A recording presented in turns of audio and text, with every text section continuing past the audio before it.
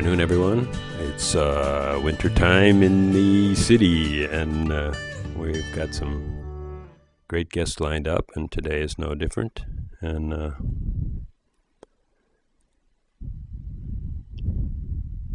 life is our gift, and we're all doing our best job with it, for sure, no matter how beautiful or how ugly it looks. And yet sometimes maybe life came without an instruction manual. You know, we sometimes wonder, like, what are we doing right, or what are we doing wrong, or is this the way it's supposed to be, or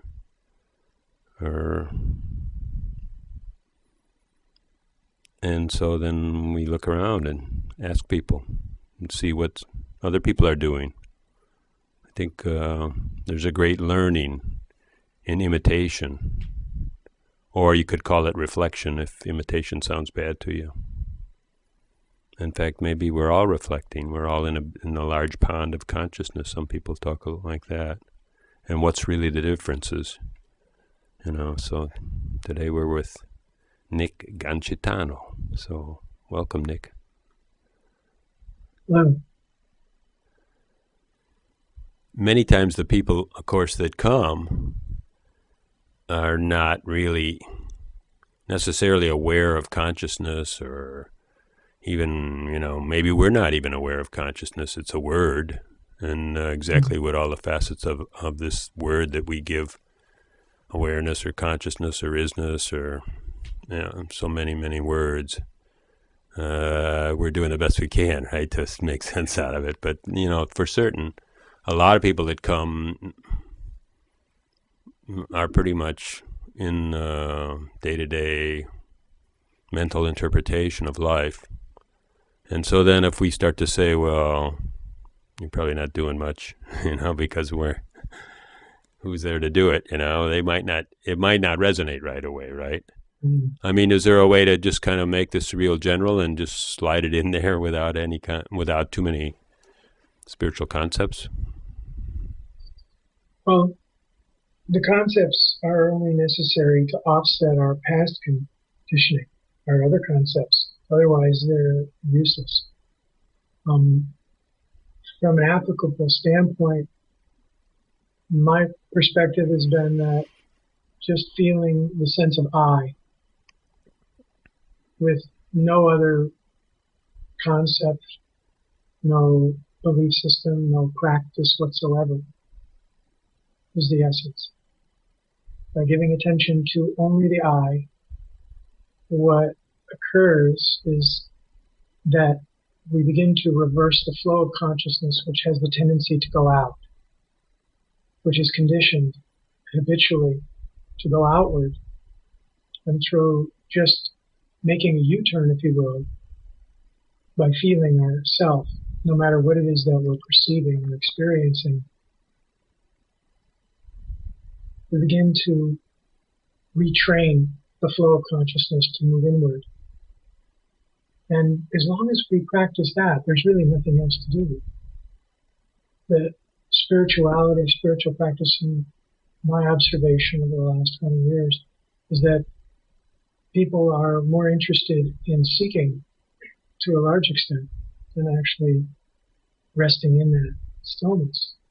And at least with the students that I've been teaching over the past decade or so, and that there's more of a fascination with the fellowship and the camaraderie of people coming together, that every once in a while someone comes along who's had enough seeking, there's enough suffering, they've experienced it, they've let go of the need for more, better and different, and the mind begins to turn inward.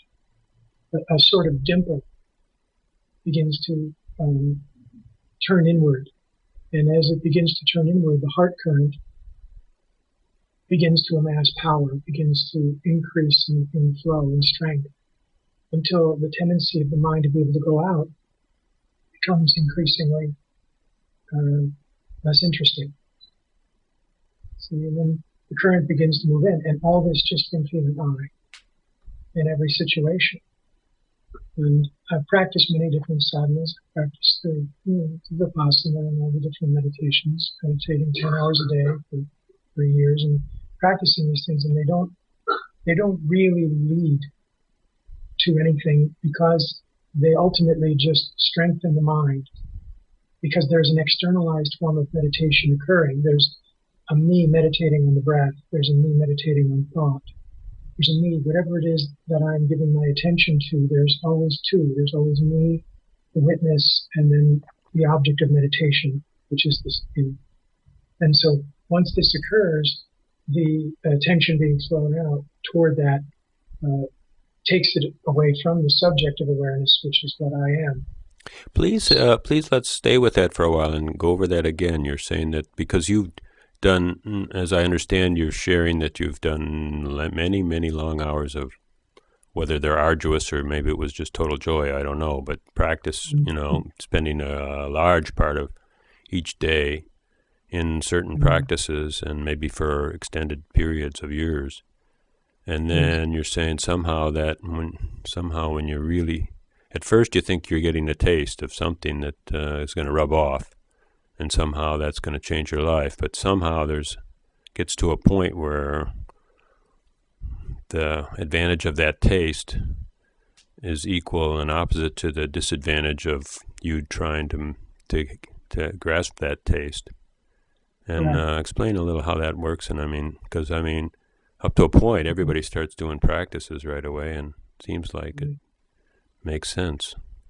Well, all effort, all spiritual effort, any kind of effort, whether it be for enlightenment, or whether it be for a position with a corporation, whatever your effort is, there is a karmic, if you will, effect from the perspective of an individual. And so as long as there's efforting, no matter what the motive is, whether it be to awaken or not, there creates a residual. So if I'm meditating in order to get rid of thoughts, or if I'm meditating to get enlightened, that creates a very subtle, motive, and therefore there is a polarizing resistance to that. In other words, I must be trying to get rid of whatever it is that's there. Whether it be I'm looking at thoughts, I'm watching thoughts so that they can dissolve. But if I turn inward and I give attention to the I, the very one that, if you will, is accumulating any type of karmic, perspective is neutralized in the process. The very one that's actually doing it is being withdrawn into the heart. And so the very essence of trying to get something is really not a problem with this particular path, if you will. We'll call it the self-inquiry.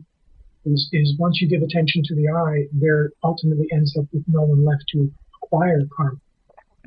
Whereas most paths tend to believe in some type of doership that ultimately leads to getting something. And so the ego embarks on the path of awakening because it believes it's going to get enlightened, which turns out to be its own nemesis.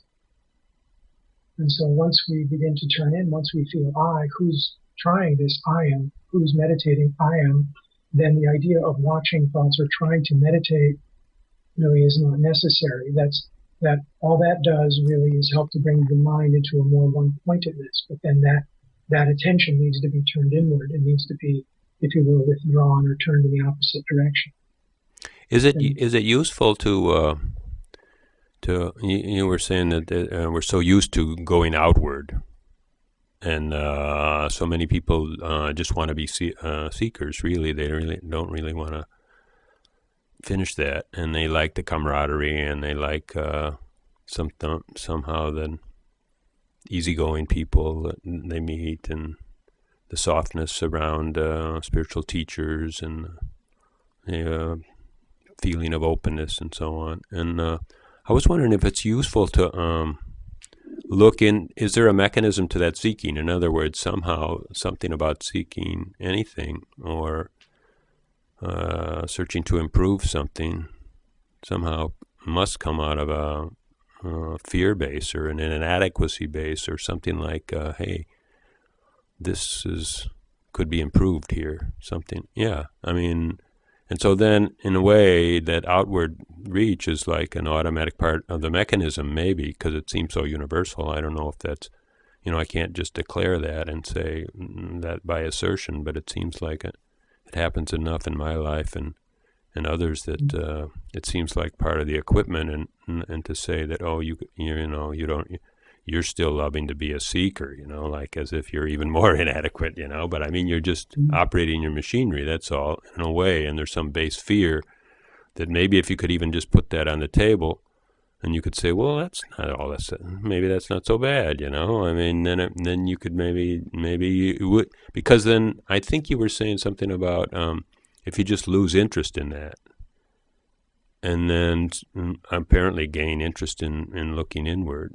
And so then, okay, if you didn't think that was a vital risk, a fear, then that interest, that survival interest would kind of dissolve, would it not? Yeah, the so-called others that are embarking on the path, that are enjoying, if you will, the seeking, the sadhaka phase, the need to awaken, those are all residual impressions in your consciousness anyway. So in a sense, they're still you.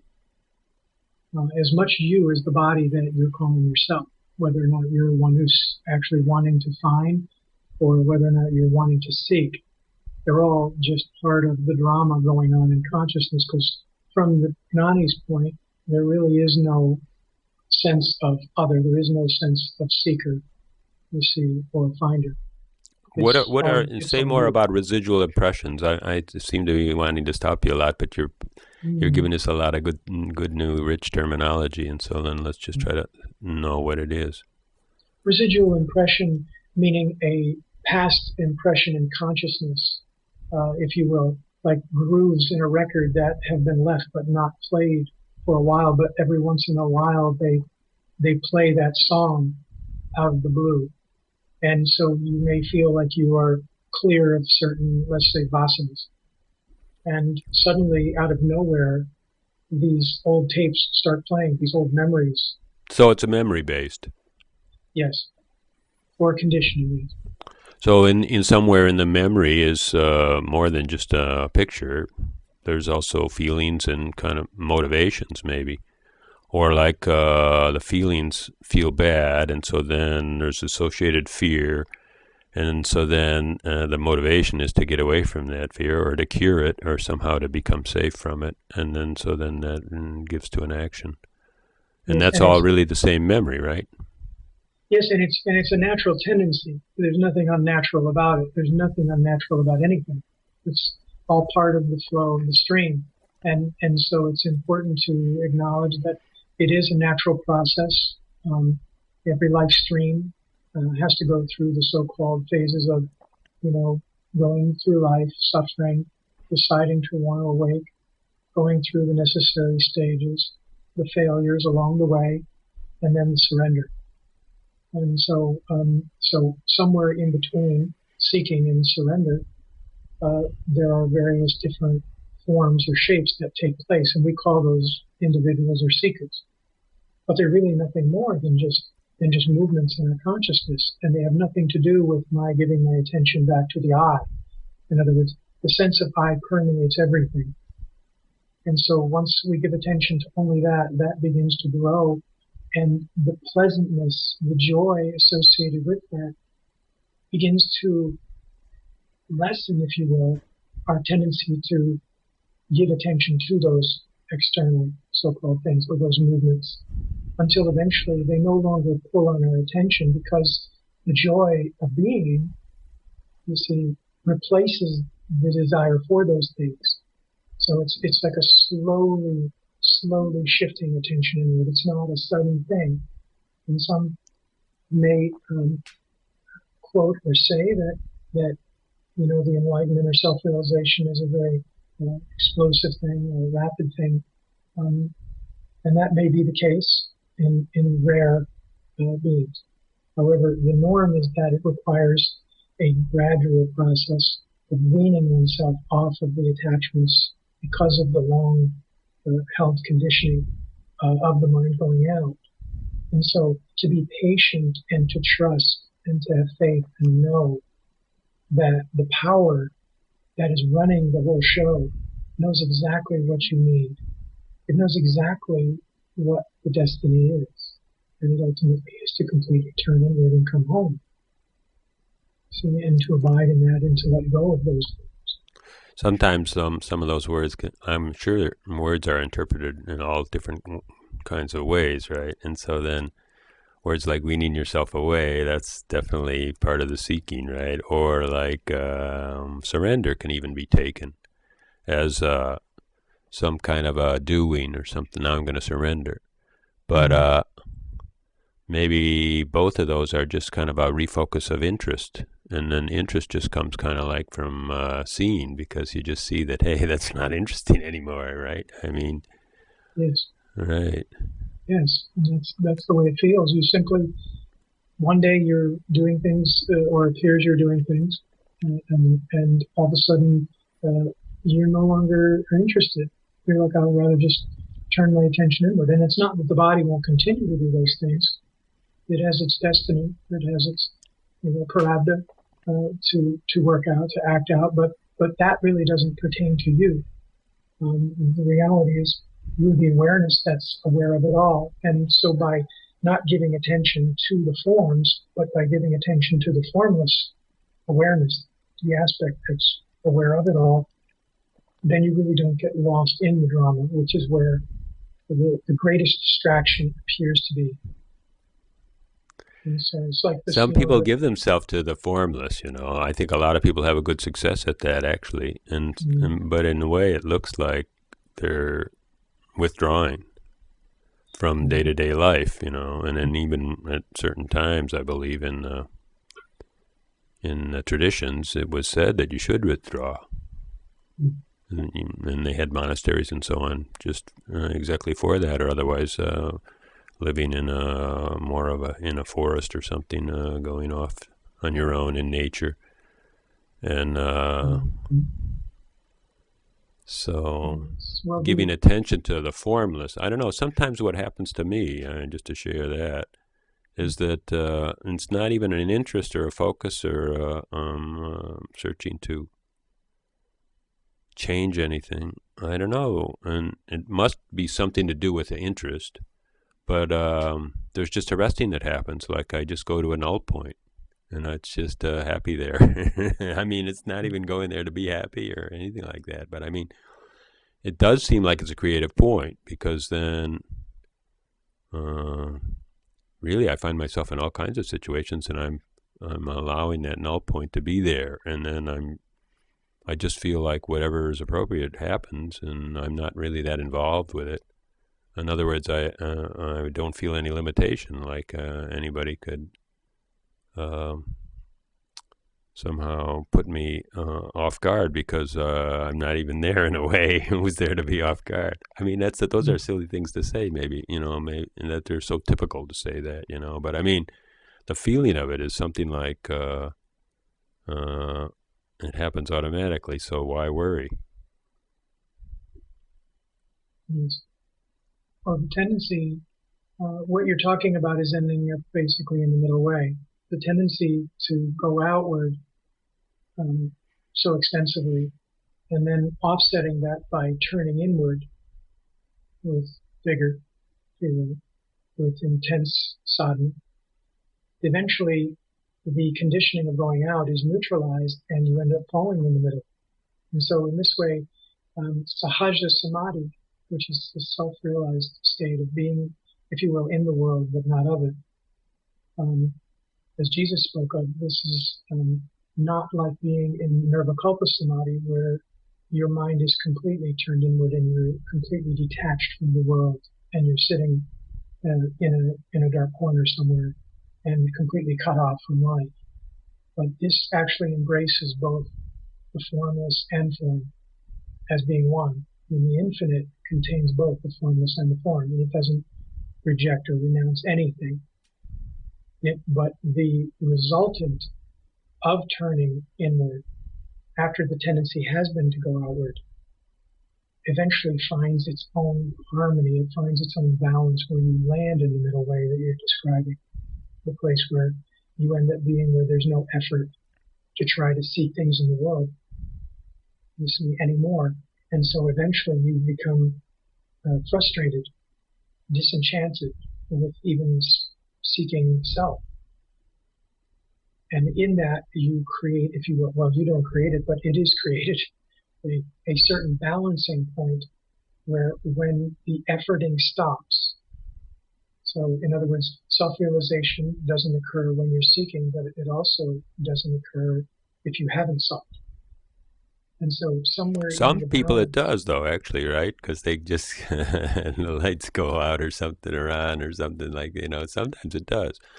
But I guess it takes some kind of relaxation or something. But I mean, this nirvikalpa, this seeking inward and being in an empty space, is that really a delightful place, or is that just a huge relief from somebody that had suffered outside? Or, I mean, it generally, seems like that's what scares a lot of non-seeker types. They think, oh, there are a bunch of kooks there going on the old term called navel gazing, like just self-centeredness, or like somehow that must have been from a term like that was coined from people that really were not too involved in the world, or very, I don't know what. But is that an interesting state, or I mean, is that a relief, or is that just because of the teaching, people seek that place and say, oh yeah, there it is? there can be a number of reasons why that would result. Ultimately, it's out of imbalance. If you will, the consciousness, the mind that is seeking it, is really not in a state of balance yet. So there is if you will, a certain maybe rejection or denial and renouncing of the world, but there are still seeds, if you will, tendencies, you could call them vasanas, and in a sense, the mind is sunk into the source, and yet there are still seeds. So eventually they do play out. And so once they do come out of that state, the mind is completely alive and active. But it's not the resting state. It's not, if you would call, the termination of the individual separate felt sense of me. There is still what would be considered latent ignorance that resumes itself once someone emerges from that state. Whereas what is in the highest state considered to be sahaja samadhi, or self-realization, there is no rejection of the world or the formless. The inner and the outer are not considered to be different. And so there's no need to just keep going inward. So I think you said latent ignorance, or I mean, does that just mean tendencies then? Yes. So where is it helpful to talk about tendencies, or where could they reside, or where? Well, I mean, we could conceptualize. I mean, again, we could do that. The main thing I have found that if we go in that direction, then the mind begins to proliferate again. It begins to expand out and create different ways, and it will assess the different ways that the mind can diverge, and rather than feeling the I. And I like to always bring it back to the I, because as long as attention is given to the I, there must be an awareness that's aware of I, which then requires no efforting and no doing. There's no evolutionary enlightenment. There's just being. And as far as evolution and all that, that would take place more on the level of mind. But from the perspective of the realizer, if you will, the one that is realized, which there really are no separate individuals that get enlightened, there only is the divine realizing itself. And so the idea of separateness or seeking and doing all those things pretty much collapses under the gravity of the heart current. And so the idea of who is or who isn't, or what those tendencies might be or not be, they would never even arise at that point. That's all I'm saying. And so this is This is the general perspective, is to keep it, at least with the approach that I take with the people who come, is to keep attention on the I and to question the nature of form. And ultimately, it's like two strings, or two ends of a string, burning from both sides that ultimately meet in the middle. And but other than those two, say again what the two sides would be then. one would be feeling or contemplating the I thought. In other words, the I. Who am I? What is this I? Or feeling I am, whichever it is that is more consistent with your. Also, there is also the practice of any time a thought arises in the mind, because we're watching at that point of subtlety, we're watching the actual thoughts emerge from the heart into the mind. The simple saying, leaving, just the words leaving, causes the heart current to begin to reverse the flow and sink back into the source. And so this is one side of the string.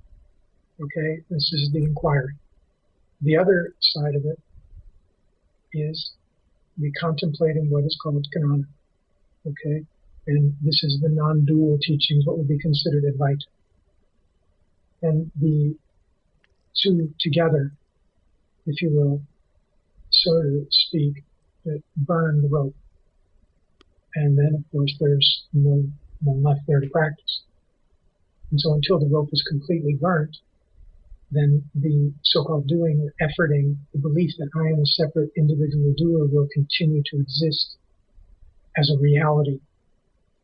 And even after the rope is burnt, there still appears to be a certain efforting that occurs, but not from the perspective, you see, of the one that is lost, that disappears in the process. And so there's two perspectives. There's the perspective of the jnani, which is the realizer, the one that is inward, and then the appearance of images or other people that are looking in, the ajnani, okay, which are the so-called people that are watching that so-called awakened one. But from the jnani's perspective, there is no one seeking, there is nothing to be sought. And so that's why I say these two together burn it. From the outside perspective, a person may even continue to do pujas, they may continue to do meditation, they may continue to do all the different things they did during sadhana prior to that awakening. And so, but that does not mean that there is any effort associated with it. A sense of efforting, or the so-called efforter, if you will, the doer, is no longer there. And that's really where the relief is. That's where the subsidence, stress, and struggle and suffering, you see, terminates. It's just that there's nobody. It's not that suffering can't occur. It's just that there's no one there to suffer. So suffering is occurring, but nobody's receiving it, in other words. The body could go through certain circumstances that might be deemed by a body as suffering. But again, from the perspective, yes, of the awakening, there's no longer anyone left. There's no separate, there's no me. It's happening in consciousness, but it's not happening to me. So I was going to ask you, but you added some things. I was going to ask you, like, okay, for years and years you were in the practices and so on, and then it seems like, and then you were talking about Advaita, and like, who is it that's doing this practice? And it seemed like they're almost diametrically opposite. And then you did add one thing which might have been a huge part of your practice is when you're just sitting in the heart, and then a thought arises and you say leaving. And I thought that was really, really neat as a practice, because that's just like finding that turning point. And it's really the turning point that kind of evades us all the time. And then we say, how did I get here? And it has to do with our interest too, because that interest is where we're saying, oh, that's a real curious thought, that's going to save me somewhere, and the thought's saying, oh yeah, we're really a good thought here, and look and wait for the next one. It's just coming right. Oh yeah, here it is, and then it starts to unfold, and you're following that thing and saying, is this leading me anywhere, but you missed the point, when you said leaving. I just really kind of turned on to that. And so then that, in a way, goes very good with Advaita. But the other practices, I just wonder, because you're almost talking like there are two practices that are working. If that's the two ends of the rope that's burning, if that's what I understood. Well, the statement leaving, essentially, every type of meditation that involves a so-called doer of the meditation.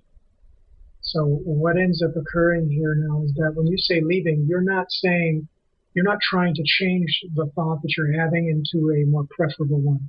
So there's no replacement going on. So there's no judging or assessing thoughts as being right or wrong. Okay? And so when you say leaving, all you're doing is you're withdrawing your attention from it altogether. There's no judgment going on in consciousness about the thoughts. So when you say leaving, the current automatically turns in. So that's the one side. As far as the Advaita, the contemplation is that it's like the thorn being used to remove the other thorns, the analogy and you don't keep the thorns then, you throw them both out. And so by plucking them out, you don't keep the one now because you've replaced it with a better one. It's completely let go. And then from this point, eventually the Advaita is no longer even necessary. So even that is that contemplation is leaving. Yes. The one who's contemplating is leaving.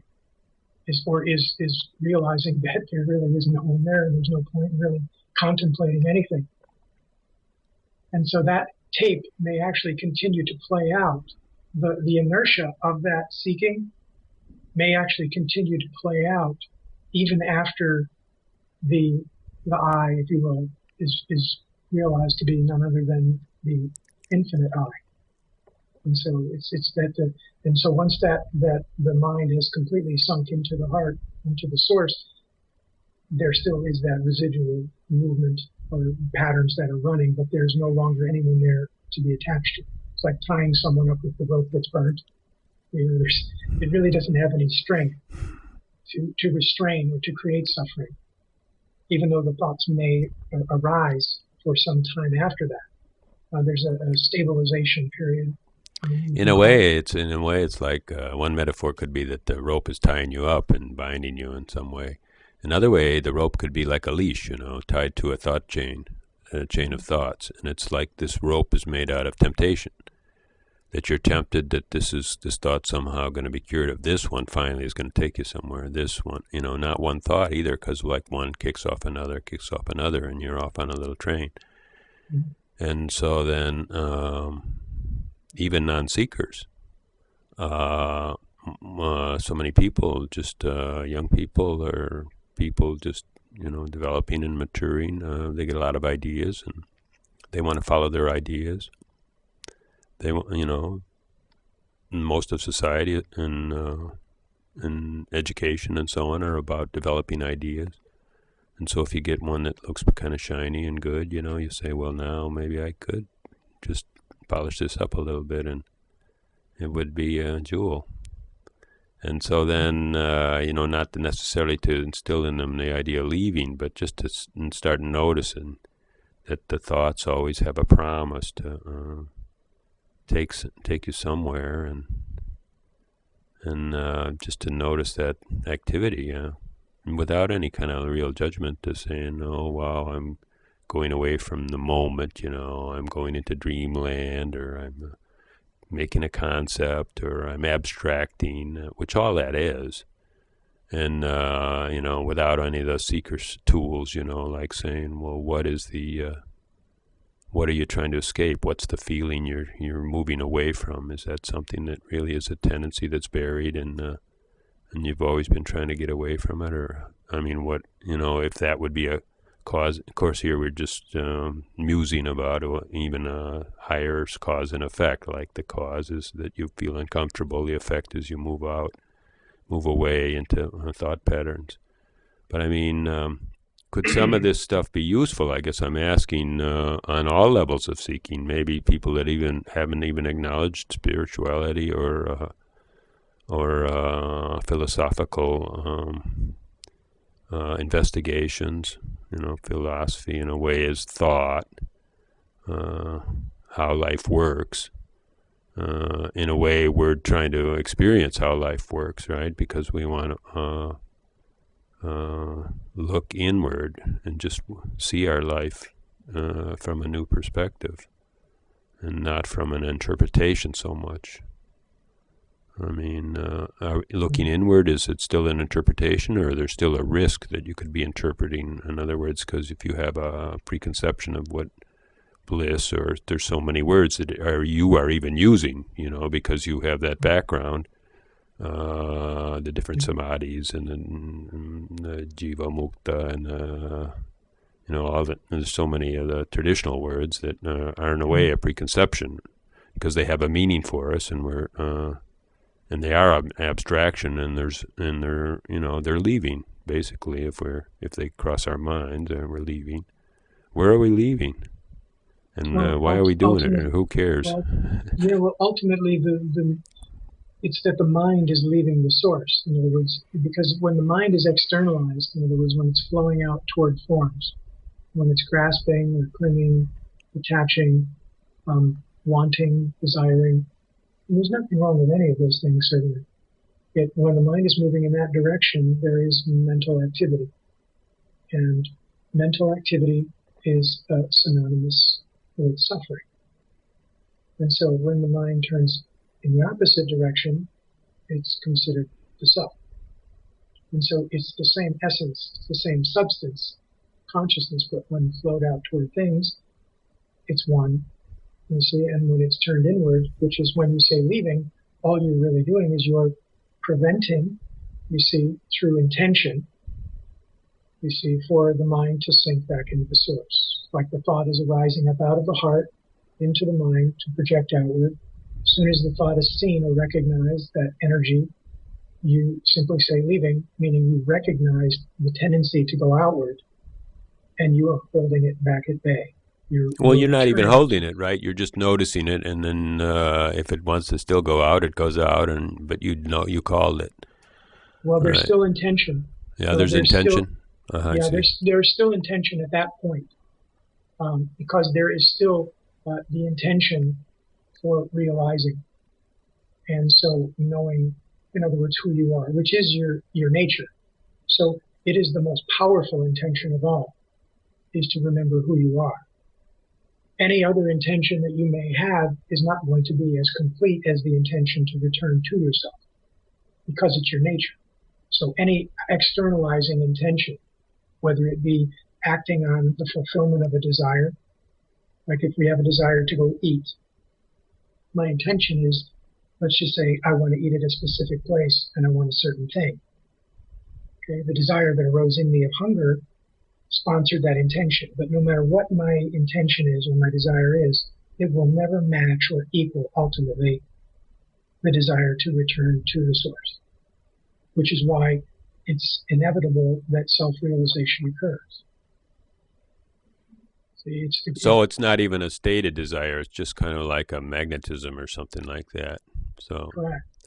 Just to say a couple of words, we said that mental activity is suffering. What about happiness? Is that a mental activity? No. That's more of I would call that more of an apperception or perception of presence. In other words, it's not something that is happening to me.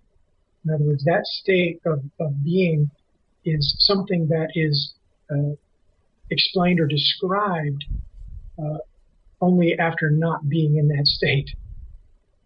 In other words, you can't really describe that state while you're in it. You see, it's not something that the mind externalizes for the sake of this communication, but the default setting for one who is anchored in the source, in the self, you see, is for the mind to turn inward and follow the train inward. Okay, for one who has not, the mind, the tendency or the default setting is to externalize. And so really, it's just a matter of the changing of those habits. You see, the shifting, which you have absolutely no control over, because it's just happening. Because there is only the one that's doing it. And so that's essentially it. When that turning inward begins, you have no control.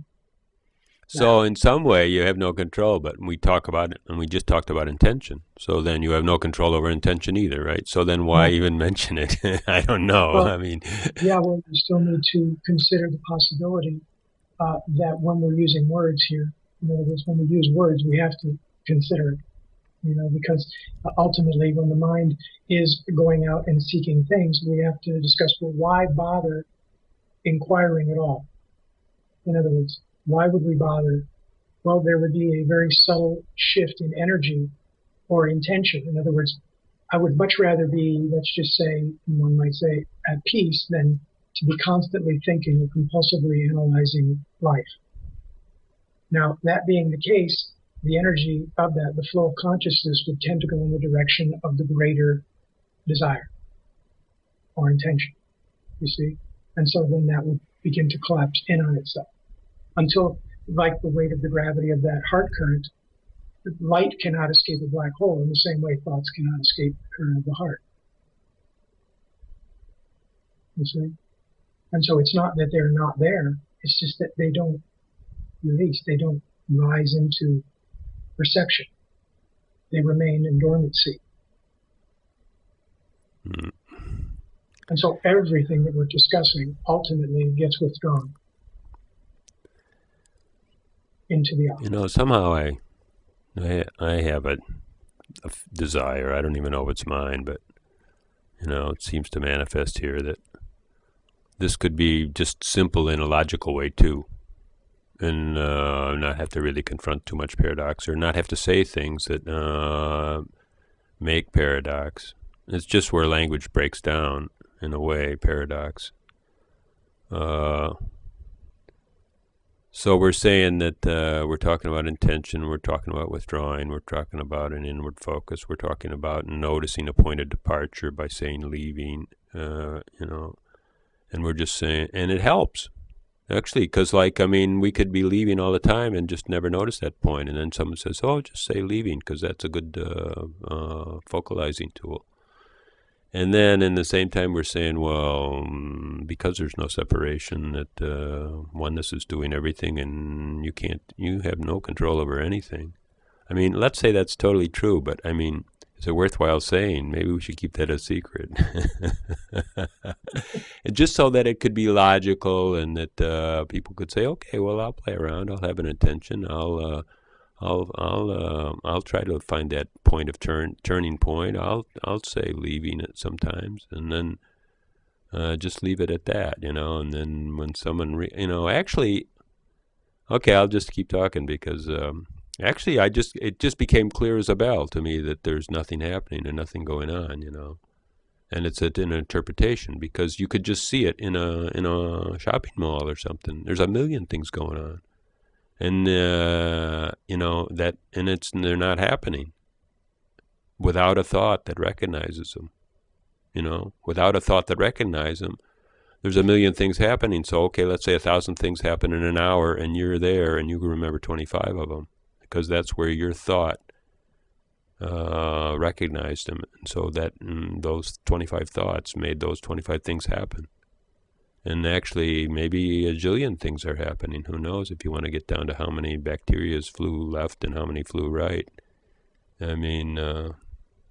So I could see it, I could just see it just finally dawned on me what they're talking about. But somehow that seems very obscure to most people. Nothing's happening. Nothing could happen. In other words, existentially, all is happening. You could also say everything is happening. Everything that imagined and unimagined is happening. All you got to do is have that thought and recognize it. It's there.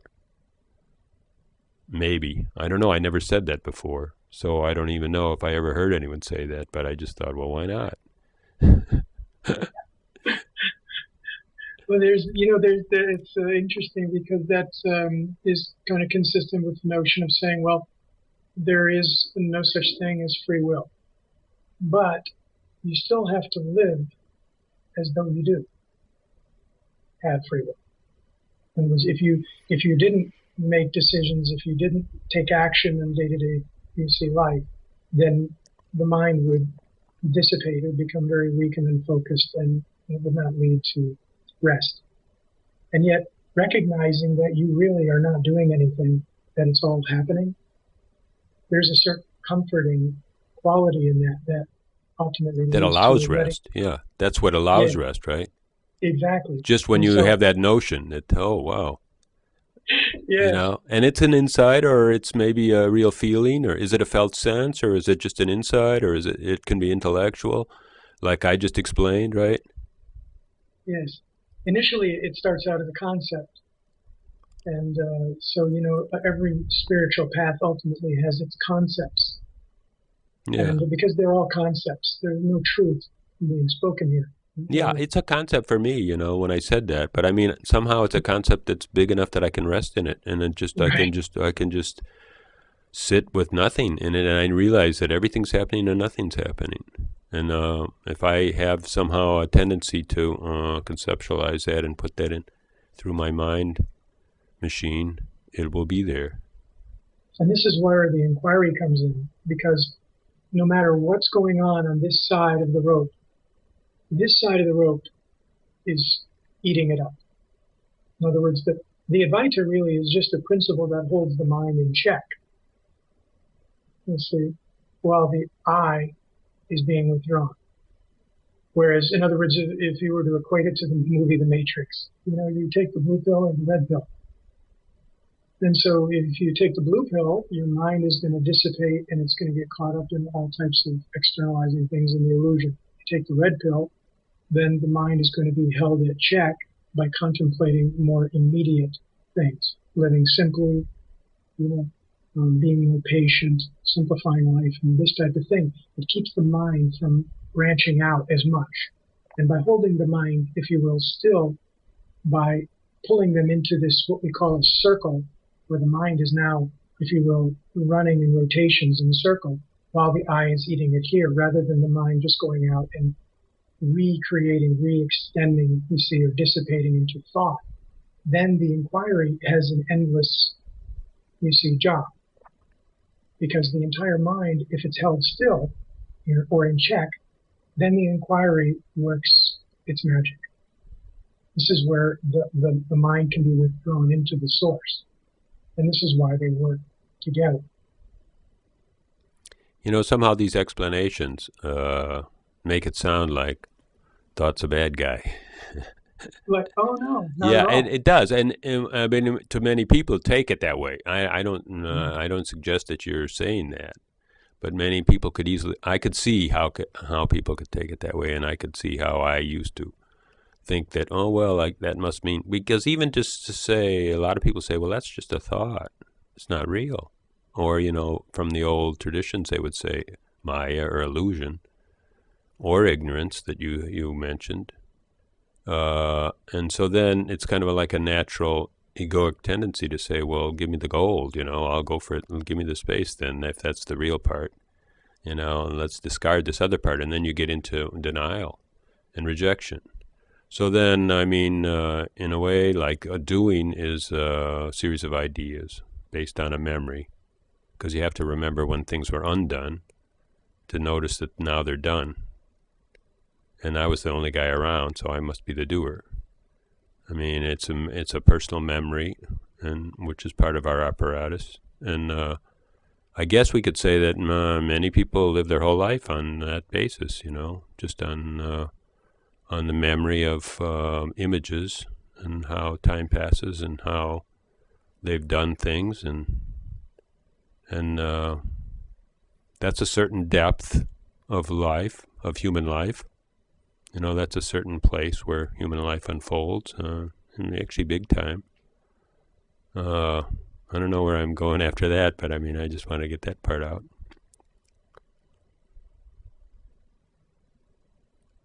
Well, the idea of thought being good or bad would just be another thought. And so whether or not thought is good or bad, that in itself is a thought. And so if we just remember that consciousness, we're either thinking or we're not thinking. And so consciousness externalized is thinking, consciousness internalized is not thinking. Can't we be thinking about our internal? No. Now, in that state, it would be like in deep sleep. There's no movement in consciousness at that point. In other words, thinking about internal is still external. It's just an imaginary internal. But it's not the thought of being internal. The internal, if you will, the self, the abidance in the self, in the presence, thoughts are not arising in the way that they did. If they do arise, there's not identification with them. And so when consciousness no longer attaches, or externalizes or grabs onto them, then there's just abidance, there's just being. So it's not a question of whether thoughts are there. Thoughts are there. They are the tools of creation. And so whether or not we give attention to them, that's another matter. Well, I mean, the abidance can happen with the thoughts, in other words, at a certain stage, or I mean, thoughts happen, and you're abiding. So then so in a way you're not identified in the sense that means that those thoughts are not true. Identified means this is true. This is this is what is real. You right. know that it's just a creative movement, right? Yes. But yes. I mean, there you are, and you're just like we said, like I was saying earlier. There you are, and you're sitting. You just ate breakfast, and you're at a null point. Just I don't know, to say happy or not even happy. Like you're just there, and that's okay. It's just that's what's interesting. And then the phone rings, and then thoughts come up. You answer it, and then you say what somebody asks you. You answer it, and you're totally willing to, no, but you don't say, darn it, that guy interrupted my null point. But the body that appears to be moving, in other words, that appears to be thinking, that appears to be doing all these things, that is not from the perspective of the jnani. In other words, that may be the perception from someone watching, from a so-called person. That really cannot be described. But from the state of the awareness that is, if you will, realizing that the idea of those thoughts being repetitive, arising, coming up regularly, that's not the experience. You see, that's not synonymous with realization. This is where they're different. The mind, if you will, has sunk into the source, the by root of the me thought. You see, so the trunk of the tree, if you will, has been cut. The tree may be laying around, still on the ground after you chopped it down at the root, but the thoughts may still be there, but you're no longer giving attention to it. Just like someone's no longer watching the image on the movie screen. They may still be going But on. just to say, I mean, you're not avoiding them either, right? If something happens during the day and someone calls you to respond to a thought, no problem, because I mean the roots are still there. Whatever the roots of the cut down tree are, the source, or what's the metaphor? Well, the impulse may come to actually give attention to a thought, but you have no control over that impulse. In other words, one moment, let us say that the mind is completely still, and then a thought arises. See, first the mind is completely vacant, and suddenly a thought arises. So from where does that thought arise? And why does it arise in that particular moment? You see, these are all thoughts that, to a person who believes that they have the ability to choose their thoughts and that they are the thinker, and that's really it. Thinking is not an issue. You see, thinking. Being the thinking, you're the thinker, you see, this gives rise to the individual sense of me. So as long as there is the sense of doer, to encapsulate it, it's the I am the doer underlying belief, thought, that creates the suffering, because with that belief that I am doing, I can do it wrong. And there's stress. That's a stressful belief. and feel very guilty. Or if I do It could be something right, pride too, right?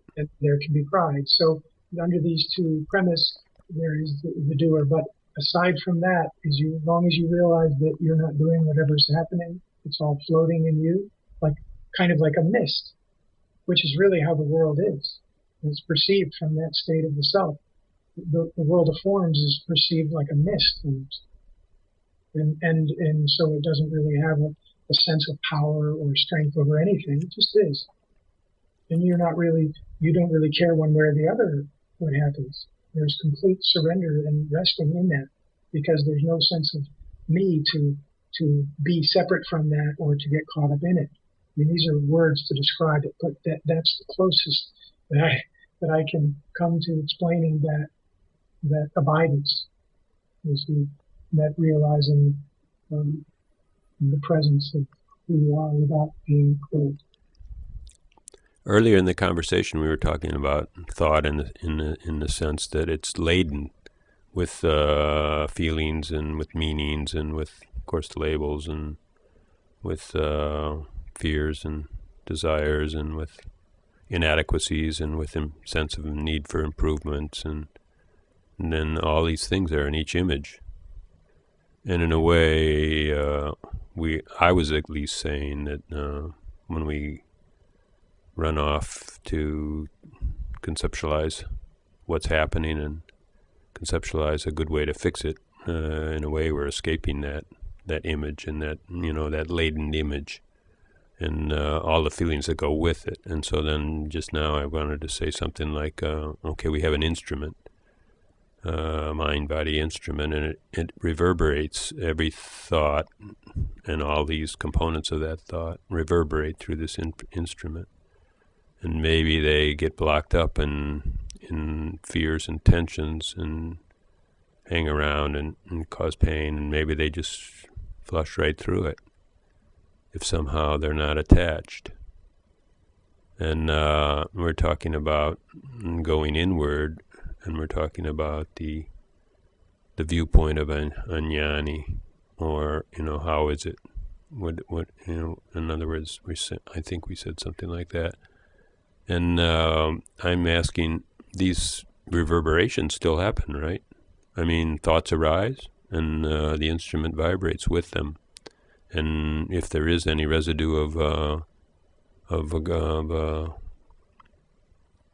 somehow importance on that thought or that feeling, I mean, that could work through, or that could release and dissipate, or it could just maybe if it was enough to cause a separation and go off to leaving, into a thought, then maybe it would hang around longer. But I mean, is that something accurate? These thoughts don't really emerge unless I'm identified with the body. The emotions and the feelings, they're not something that become predominant to the point where there's any type of, if you will, I'll use the word reaction. In other words, they can be there, but there's not a sense of identification with it. In other words, it's passing by, just like a dust particle can float across your consciousness, or an analogy. And it's not that the dust is not there. It's that there's really no need or recognition for a reason to swat that dust particle out of the air. Right. There's no need to try to get rid of the emotion or the feeling, because there's no sense of it feeling threatened by it. Right. Okay. Let me add a few more distinctions, and then we'll go back at it. Like, one distinction could be that you could actually invite it in, and just say, "Let me embody the world state." And maybe someone would actually think that was world work. I don't know. I mean, maybe they say that's. I mean, I've heard supposedly high guru types that said they do world work, and I could imagine that might be it. That they would embody the fears of the world and allow it to dissipate. Or it could also be in the other way, like someone that's maybe just fresh and just has found the null point or the void, the void point. He wouldn't be numb to it, maybe, because he or she would be so much into the desire of no place and no form that they would not even recognize any feelings. I don't know. And so, in a way, that's kind of like a protected spot or maybe an escape. But I don't know, am I going anywhere here? Well, in that state, as the realization of disidentification with the body, that in that instant, you know that it's all you. So the idea of trying to save the world or trying to help the world or heal or do any of that is no longer a consideration. It's really it would never enter your consciousness. It just wouldn't. It's not that it's not a worthy thought or that it is. That's on the level of mind. But the idea that something is outside of you doesn't arise. It's all felt as you. And so the idea that something needs to be fixed or something needs to be better Yeah. is really it's a moot point at that point, because now up until the point of that, um, dropping in there, then of course, yeah, those things are very normal, and that's the humane action. But from the perspective we're describing, that doesn't even arise. Then the body may, if the body has any, rabda, karma built up where that's its function and that's what it's supposed to do, then it will fulfill that role. But there won't be any attachment to whether it does or doesn't. Okay, now I'll just go, let me say this, because maybe it could happen really without a whole idea of like, hey, I'm this great service and the world needs to be fixed and I'm going to, but I mean, but you said at that point, there's a realization that it all is me. There's nothing separate. And so, why wouldn't it make a twinge? I mean, like, okay, let's say the trade towers came down in 2001. And so then some gurus didn't make a twinge to. They just, they said it was all me. And, I'm not trying to say that they should have said, oh, I'm going to fix this by letting this reverberate through my body. But I think it probably did, or maybe some worse things, like U.S. Air Force carrier released a bunch of missiles and a lot of people got killed that were innocent. I mean, I don't have to say the trade towers like I'm a victim, but I mean, you know what I mean? These things, if it's me, it goes through, it's part of my greater experience. Or not. Well, this really determines on the extent, you see, the depth of the realization. And this is where it's, some jnanis, you could also say, are impervious to pain. Some have a very difficult time with pain. You see, it really depends on the body, the conditioning of that particular body, what it's supposed to do. What I'm talking about is from the inward perspective of the realizing consciousness. There's no sense that I necessarily need to do anything. You see, if there is the impulse for that to occur, it would just happen. There wouldn't be any rope trying to pull, the arm back to prevent it from helping. But there wouldn't be anything pushing the arm to help either. Everything is realized as happening on its own. In other words, it has its own momentum. And so there's a recognition that the infinite intelligence that's running it all, this appreciation, I can't even describe it. There's a recognition that what is running the show is well capable of handling any situation without the help of any separate individual to intervene or interfere with the situation. See, but they may be working through these individuals, and who's to know not, and who's to say that, I'm just not going to do anything because the greater whole is perfectly capable. And that's in a way your withdrawal. Okay, I'll go another way at it, how about Nisargadatta? I think that people had approached him about his health. And he said, realizing this illusion, who am I to patch it up? But he wasn't going to live to be 140 or something like that. He didn't have to worry. He was going to die anyhow, but he could have, taken even simple steps, about his health, or, maybe he could have taken even complex steps because he was consciousness. But there wasn't the initiative to take that action because the conditioning of that particular organism was not, it was not conditioned in that way. But I'm just afraid that there was conditioning to not take that action. And I'm wondering about that. That wouldn't be consistent with. So what would that conditioning be? It's the Advaita lore. No, it would be the absence of conditioning. In other words, there wouldn't be an attachment to it happening or not happening. In other words, the momentum of the train. One day you thought you were driving the train, and then you realize one day that the train doesn't really need you. So you take your hand off the wheel and the pedal, and you just sit back. And if the train hits something, well, then it does. But if it doesn't, no big deal. You're going to enjoy the scenery anyway. And so this is the recognition that every train is on the right track.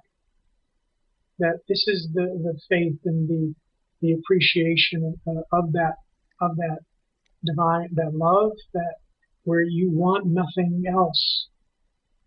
You don't need anything else. You're completely content in there. Not that thought arises, but that's the sense.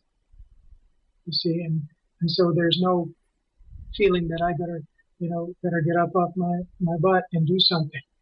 Or, I'm sick of doing this. I'm not going to do any more. I've done enough. None of that would ever even come. It would just be like the body would suddenly get the impulse, like you have to go to the restroom. You get the impulse to go up to the restroom. You don't think, boy, should I go to the restroom or shouldn't I? So the body could just have the impulse to give up smoking. Yes, absolutely. Or drinking, or whatever the addiction is. And you would have people have tried to quit smoking or drinking for decades, and then one day it's just done, and they don't know how that happened, how it occurred, and this is it. And this is a great window of insight, because with all your efforts, nothing happened. Right, but that was kind of like, especially in the past, years ago, smoking was like really in the psyche or something like that. But even now, I don't know, I think with my sense is with a lot of buildings be smoke-free and all that stuff and the stigma of it, and I don't think people are picking up smoking like they used to. And I don't think it, just because of our consciousness of how it's held on the planet, somehow it's not all that attractive or interesting anymore. Sometimes I want to say smoking and give examples about that too, and it seems like I'm out of date. It doesn't have that power anymore.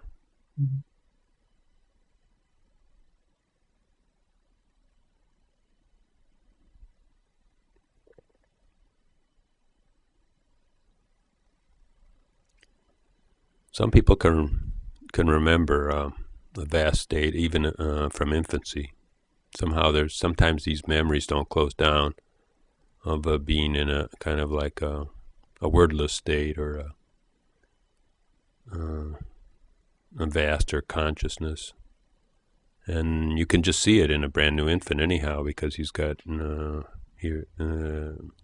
they have great vocal expression. They've got great movements, they're so flexible. And all these different facets of their manifestation shut down or narrow as they become enculturated. And some people share that I never lost that memory. And I was perplexed, sure, and somehow I went through this neediness of becoming a human being in the modern age. But I somehow always knew that there was something more.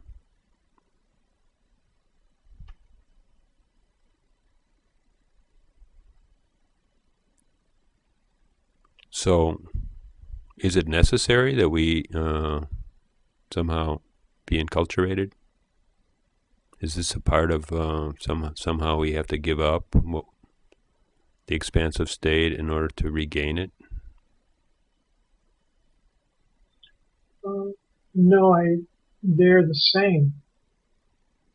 The only difference is that when one becomes totally enculturated, which means when they feel the entire culture as themselves, which is really the only way to be enculturated. If you see yourself as being a part of it or outside of it, then that can't occur. Until someone realizes that the entire culture is within them, then there's, no possibility of truly being assimilated into that, or in having, if you will, integrity. That integrity arises out of recognizing your integration into the whole, your lack of individual importance, to influence the whole. Like helping someone that really doesn't need your help. You could presume that they need your help because in that similar situation, your conditioning might be, well, when I'm struggling carrying my groceries, I would like someone to come along and give me a hand. Whereas it may be someone who's just struggling with, getting the use of their arms back. And so it's important for them to struggle in their mind. Is it okay for them to ask for help? Oh, absolutely. So then that's a whole different thing, right? Certainly. If we don't make an assumption? Right, and this is it. This is where the assumption, the integrity comes is when you recognize that you are the whole, then there is the freedom. You see, there's no sense of obligation to help, and this is where, if you will, the stress or, the insecurity or I'm not enough comes in. When you feel obligated to assist or to help, then resentment grows. And that resentment becomes hostility until eventually you then withdraw completely from the world because you no longer want to be held accountable or responsible. And so, but when somebody says, look, I've taken care of myself, I no longer have any need for anything, I no longer want anything, what else is there left to do but to be of service? You see, from the perspective of an individual. Once the realization occurs, then that thought doesn't even enter your mind. It just, in other words, the body just moves. It just does what it does. It walks from room to room, gets in its car, or walks wherever it's going and does what it's doing without any regard for right or wrong. Or without any regard for motivation. Yes. No interpretation of whys or wherefores. There's an impetus. You can sense the energy arise within the body for a certain action to occur, and you can actually watch the conditioning of the organism as it begins to happen. The only thing is those feelings, they're not attached to a separate individual believing that they're doing it. And this is where, if you will, it's detachment from the sense of doership, but it's not detachment from existence, you see, because you are the whole. And so it would be, in reference to you were saying about the World Trade Center or a catastrophe or things of this nature. If you're, looking at it from the big whole, from the perspective, if your fingernail, were to fall off, would you become upset? If your hair were to be cut, would you become concerned or worried?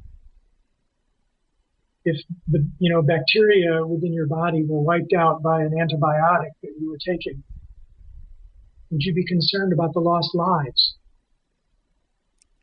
You might notice your digestion went to hell.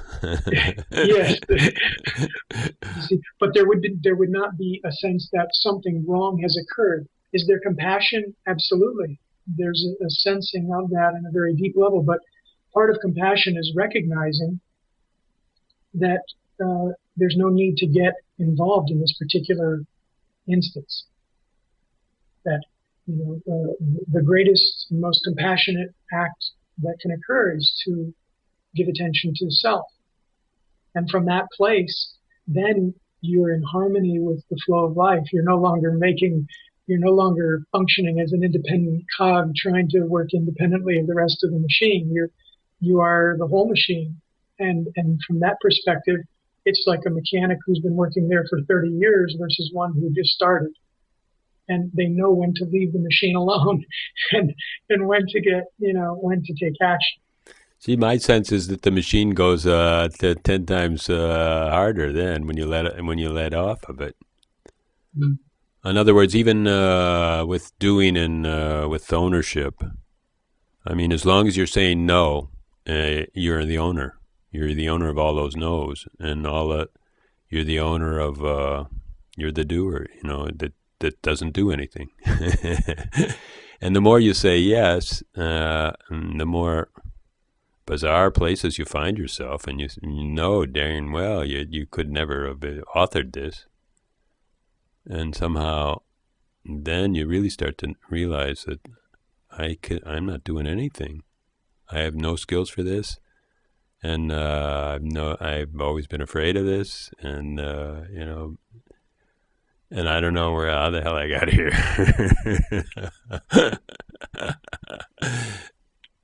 And I like it. And I'll say yes tomorrow too.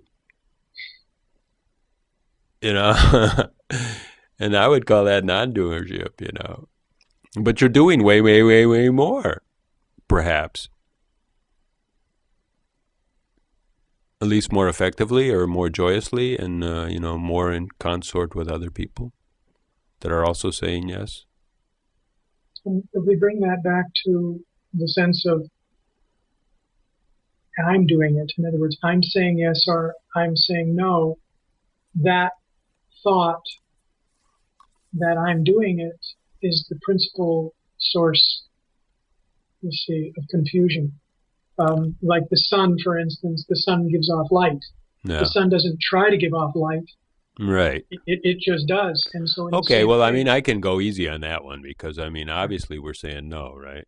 Right. We're saying no. So then when we stop saying no, that just means yes, That's just not I saying yes. No way. It's just like I stop saying no.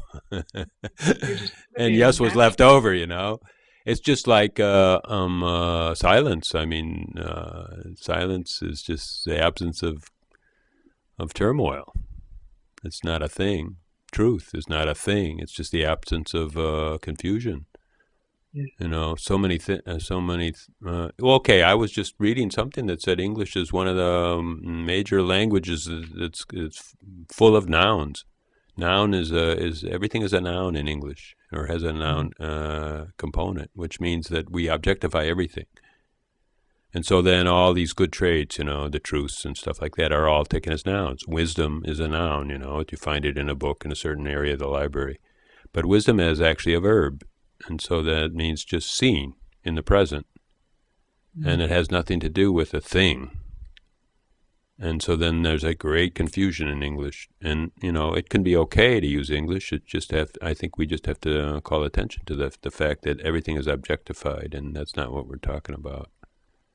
And I kind of read that even Buddhist translations and even Advaita translations are skewed.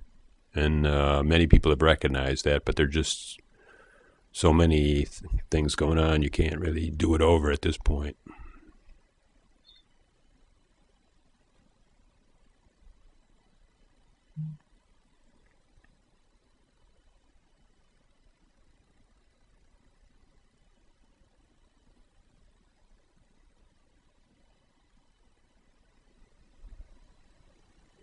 In a way, I just feel like I'm moving faster than ever, and really getting more involved than ever. And I don't really take a doership to it. I don't know if I'm just dreaming or what, or trying to be advidically correct, or what I'm doing, could be some of everything. But somehow I'm not really choosing to define myself as a great doer.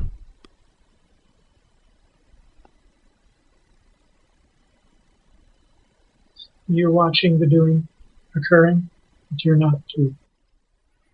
Well, I notice it and I get involved in a way. I mean, I'm not trying to make any special statements that I'm from a witness or any kind of thing, but I somehow cannot really believe it as, I'm even realizing that I'm not even attached. Some great things can happen, and if they don't, then some other great things will happen that are maybe more in the clouds, but I mean, I have no doubt.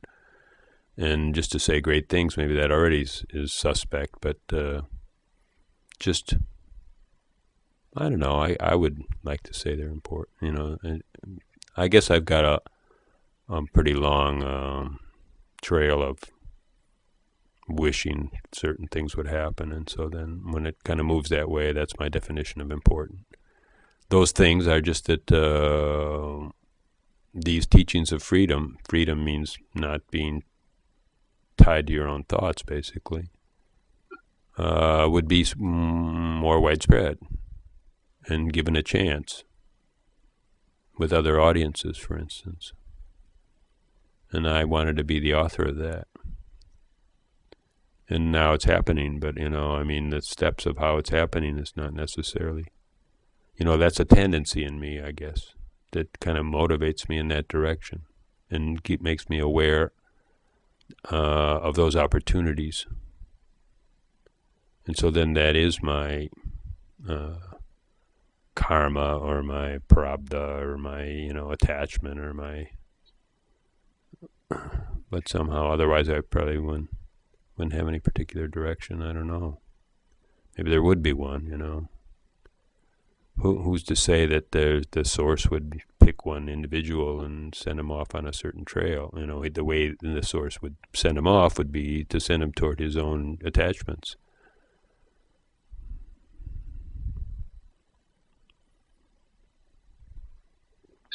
So then I like to share.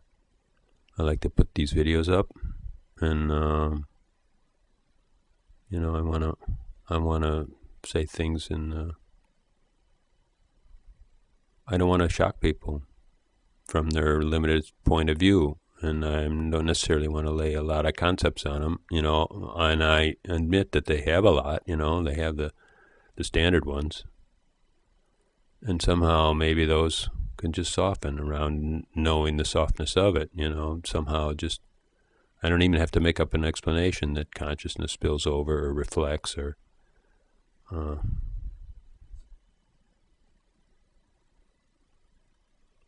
somehow there's a total ease and a total comfort in that. And I think a joy too. And really, in a way, I think I've seen through stress when I never could see it. I just seen that for me anymore. I don't know. I mean, I would be willing to say that stress is not a useful solution for anything.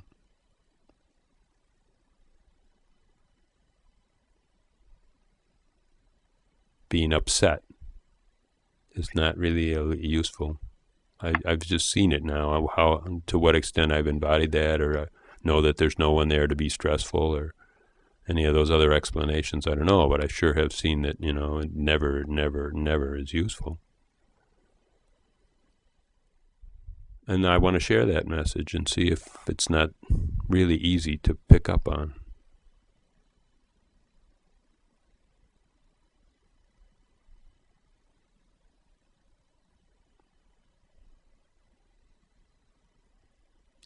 To me, stress is kind of like a metaphor for neediness, incompleteness.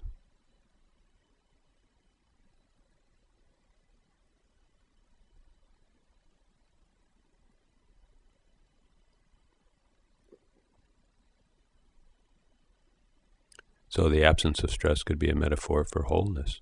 And wholeness is, to me, what is satisfying, or what even the yearning is about, the wholeness that we know. So then, to me, happiness is not, again, as a misplaced noun. Happiness is a verb that just means, or it's just a feeling that comes when wholeness is realized, or some part of wholeness is realized, or some increment of wholeness is realized. Let it be temporary, let it be time bound or timeless, however it's perceived.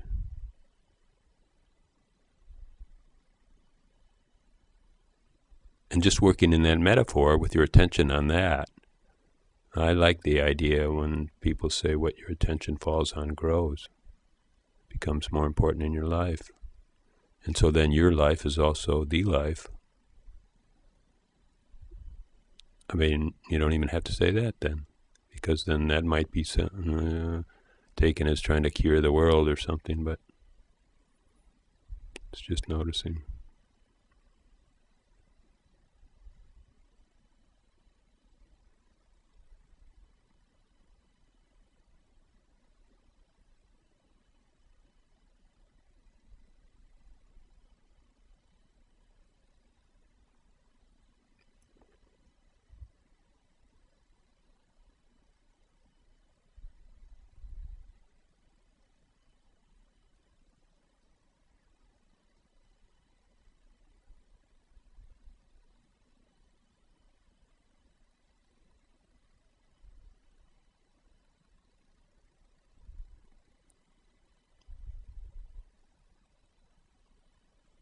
We really don't need very many distinctions.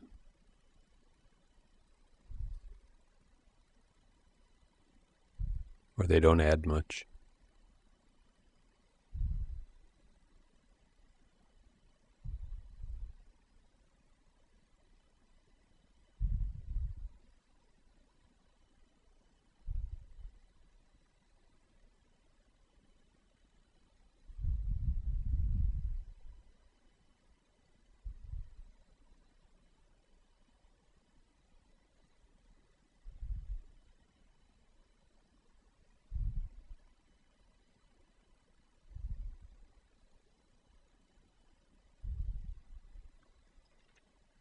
Seems like quite a good connection can be made over the airwaves.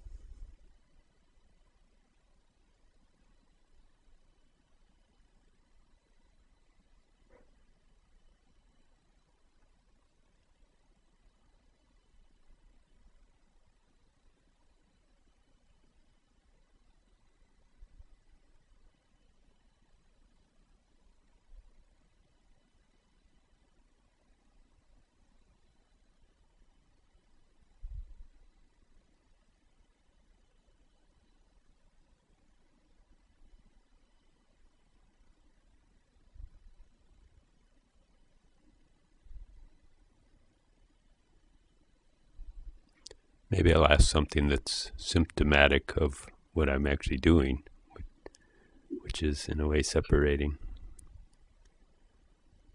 I studied some yoga, maybe not like you. I don't know exactly what your background is, but I would call it yogic, what I did. And in a way, yoga seems to be building the capacity of the human instrument to carry energy. And I seem to notice that I can notice that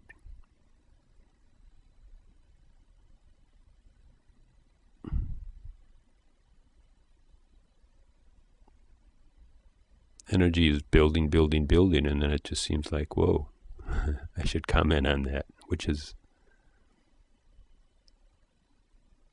a lack of capacity to carry energy, I suppose. And just to put it a little more, it seems like it's easier in the world, if you're looking out there and taking in appearances, it's easier in the world to carry constrictive energy than it is to carry an openness.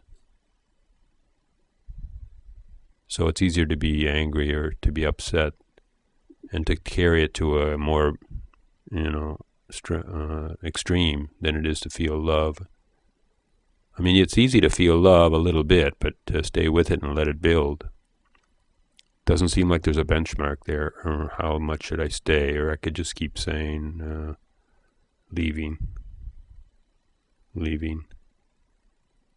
and I could stay with it like that.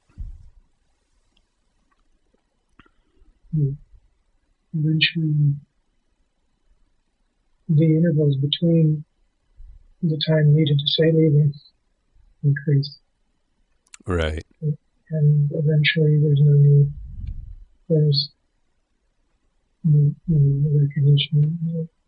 The yoga is, as long as it's not restricted to hatha yoga. Yes, I understand. I mean, I'm talking about yoga in the real sense of it, in the broader sense, right? Yes, yeah, maybe there's no hatha yoga included. Right. Yeah. Or maybe you're sitting in a position, so you are in a position somewhere. You're sitting, or you're maybe holding a mudra or something like that's. But anyhow, let's see where do I go? Here's where I want to go with that in a way, like. As a population, as the Western world, I'm not so sure about other societies. But as a population, in other words, because of this, let's say there is a limit. I'm posing that there's a limit to how much energy the human form can hold at any one moment. And somehow it seems like it's easier to contract than it is, or more acceptable even in the society, to be upset and angry than it is to be loving and gushy. If that's even, maybe that's just how it's perceived, and vulnerable, let's say. And so then there's a belief in society that upset is the prime mover. Like upset is the way to get things done, and you can feel it, because you can feel like you've got tremendous energy when you're angry or frustrated, or and there's no really reason to say, that okay, a negative energy is always more powerful than a positive energy, or that contraction, you'd seem like contraction is more limited because finally it would snap, right? Whereas expansion could be unlimited, because what would stop it? So then, what I'm saying is that there's a belief in society that being firm and being in control and being actually enforcing your way is effective, and that stress is effective. There's a total belief in our own private lives and in our public lives, in our family lives, in our business lives. Even we believe in forcing the environment, that we could force it, and that this is how you get things done, and this is how you can improve, and this is how you can solve problems. And I've come to really, really, really doubt it. And that I say that's just because of this yogic realization that the human form has a limit of how much energy they can hold or pass through.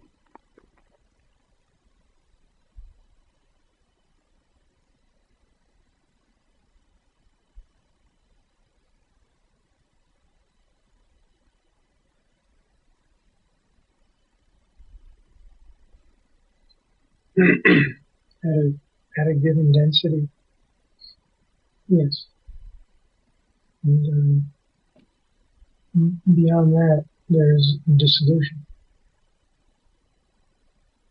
And the dissolution is when the need or the desire to hold energy is dissipated. And the realization of who you are, then the idea that, I want to hold more energy, or I should, or not holding enough energy, that is erased. But yes, temporarily, until disillusionment occurs, sublimation. Yeah.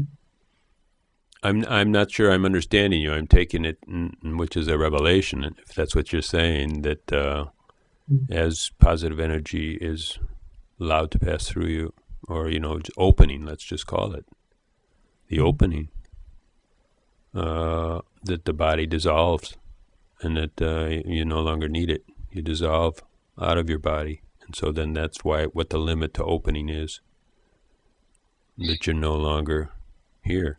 In fact, that's an early realization that there is no me.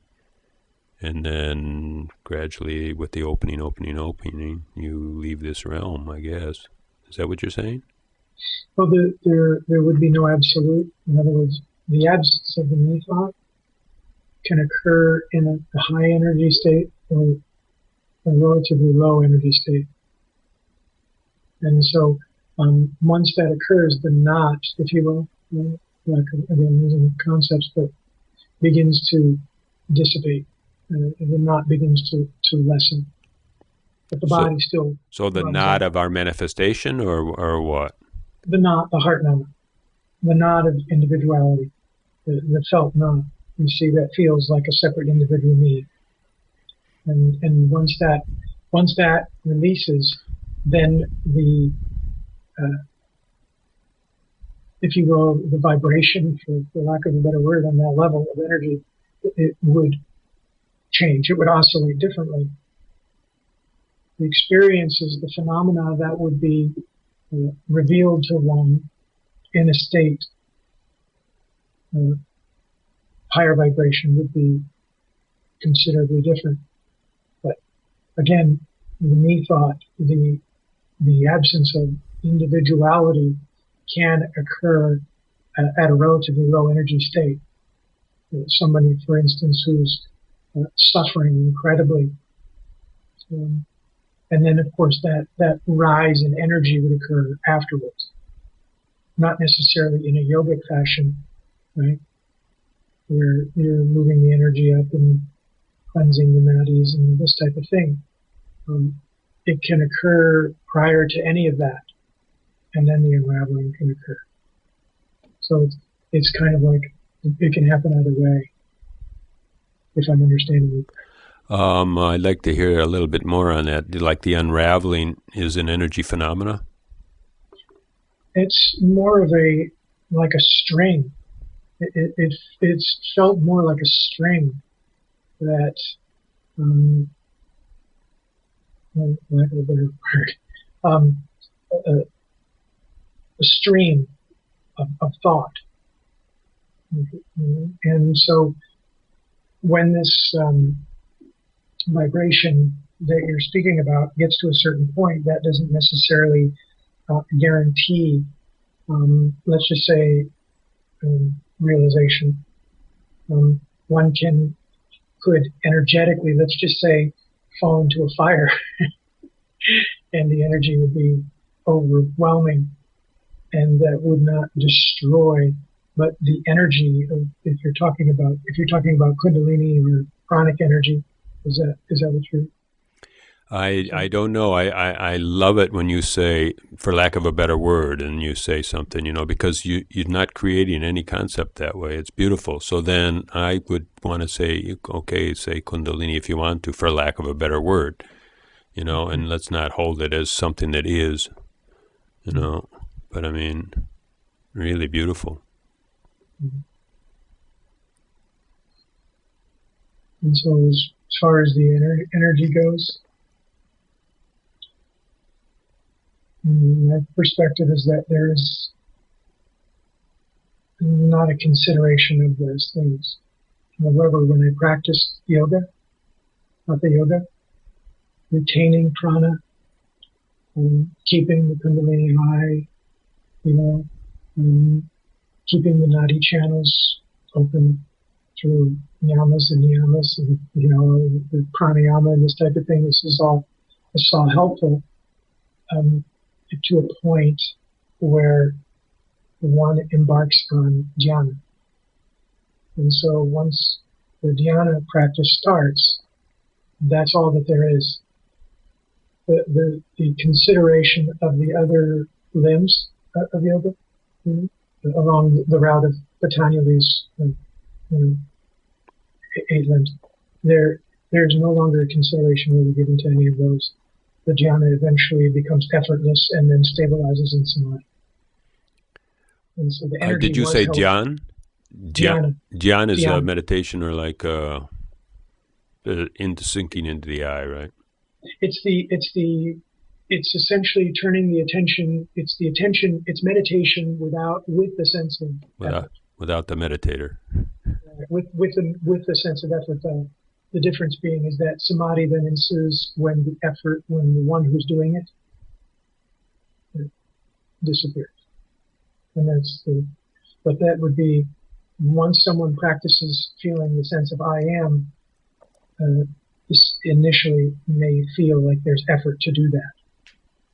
The energy that is felt that I'm practicing this, there can be a felt sense of doership or efforting, but eventually that efforting, that doership even gets burnt up. It gets pulled in. And then what arises out of that is this state of what's called samadhi. And so the energy really, as I recall, up until the state of pranayama really was a consideration. Practicing pranayama really became a consideration where I was doing that. Now, if a hatha yogi or any type of yogi, if you will,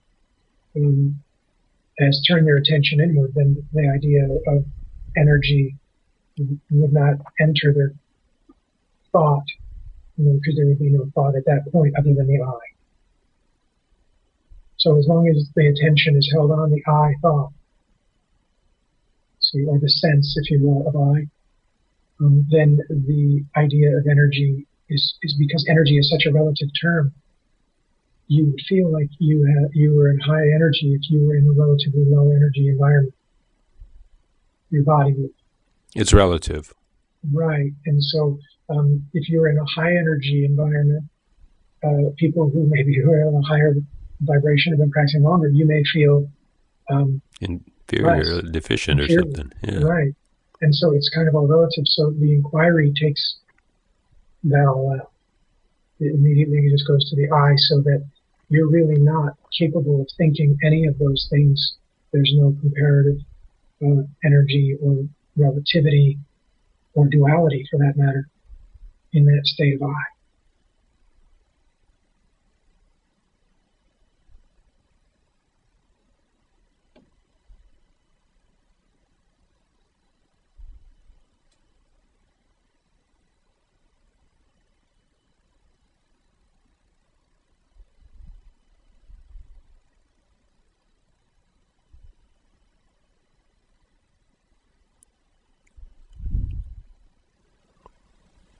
I have met younger people that seem remarkably clear and haven't had a chance or a personal story of seeking through Eastern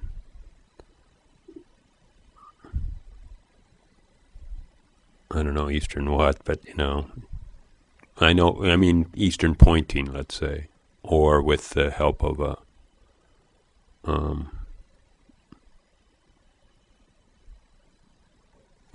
a guru, or with the help of even a sangha. Some recognition just happened, apparently. And it seems like that recognition is not tied to any process that many of us have tasted.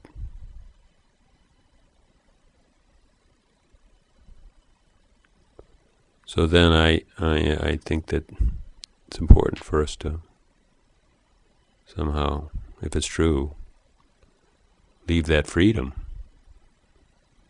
Say that there is no path and there is no process. Or, in other words, everyone has their own. And it doesn't really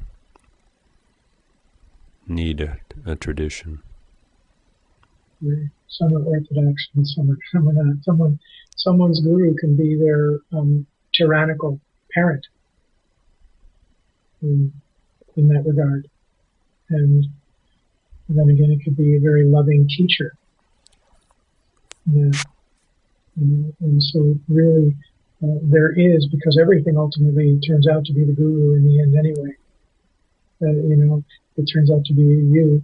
And so ultimately you're always there. In other words, you're never not there.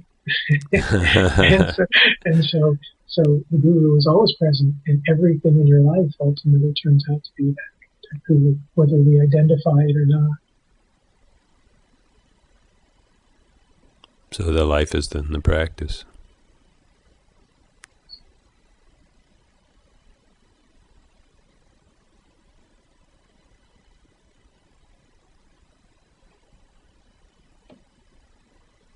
For me, we said some really amazing things.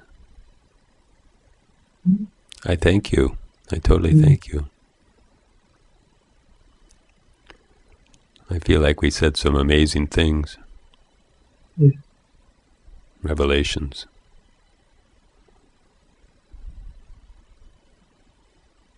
And out of such an obvious stillness.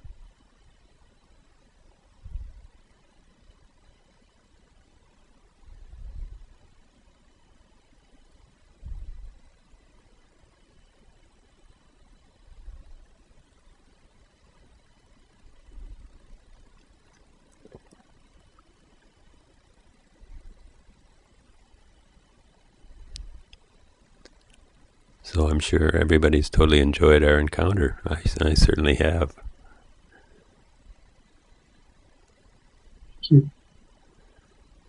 Thank you. Nick Gancitano.